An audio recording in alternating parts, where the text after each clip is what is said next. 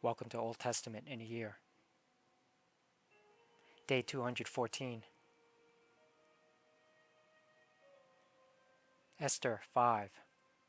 On the third day of the fast, Esther put on her royal robes and entered the inner court of the palace, just across from the king's hall.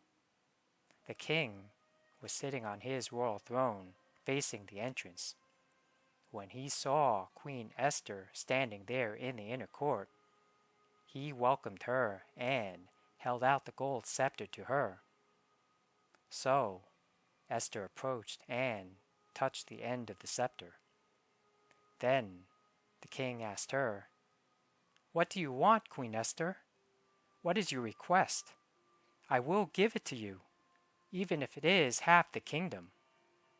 And Esther replied, "If it please the king, let the king and Haman come today to a banquet I have prepared for the king."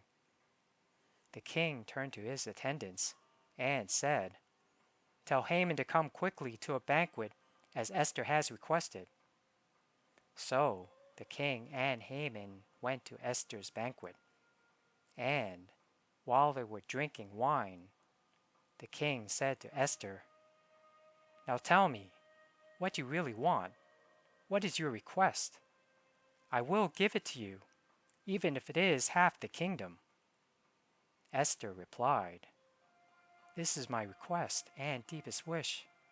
If I have found favor with the king, and if it pleases the king to grant my request and do what I ask, please come with Haman tomorrow to the banquet I will prepare for you. Then I will explain what this is all about." Haman was a happy man as he left the banquet. But when he saw Mordecai sitting at the palace gate, not standing up or trembling nervously before him, Haman became furious. However, he restrained himself and went on home. Then Haman gathered together his friends and Zeresh, his wife, and boasted to them about his great wealth and his many children.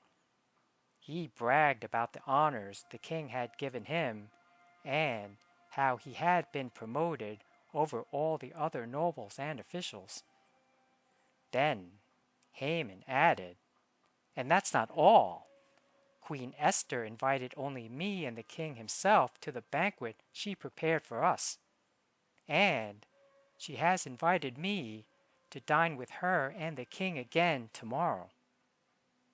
Then he added, "But this is all worth nothing as long as I see Mordecai the Jew just sitting there at the palace gate."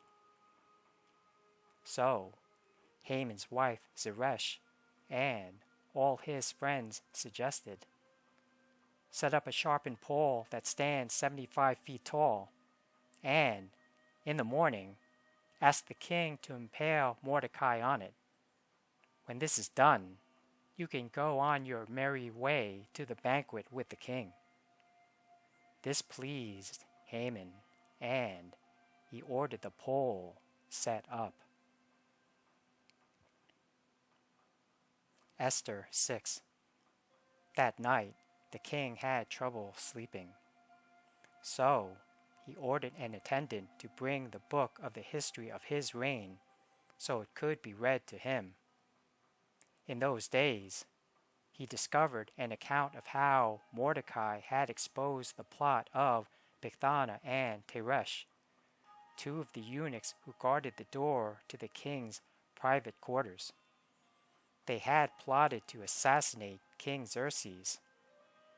"What reward or recognition did we ever give Mordecai for this?" the king asked. His attendants replied, "Nothing has been done for him." "Who is that in the outer court?" the king inquired. As it happened, Haman had just arrived in the outer court of the palace to ask the king to impale Mordecai on the pole he had prepared. So the attendants replied to the king, "Haman is out in the court." "Bring him in," the king ordered.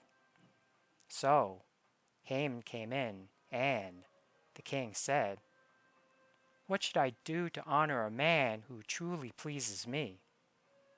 Haman thought to himself, "Whom would the king wish to honor more than me?" So he replied, "If the king wishes to honor someone, he should bring out one of the king's own royal robes, as well as a horse that the king himself has ridden, one with a royal emblem on its head. Let the robes and the horse be handed over to one of the king's most noble officials, and let him see that the man whom the king wishes to honor is dressed in the king's robes, and led through the city square on the king's horse. Have the officials shout as they go, 'This is what the king does for someone he wishes to honor.'" "Excellent," the king said to Haman. "Quick, take the robes and my horse, and do just as you have said, for Mordecai the Jew, who sits at the gate of the palace. Leave out nothing you have suggested."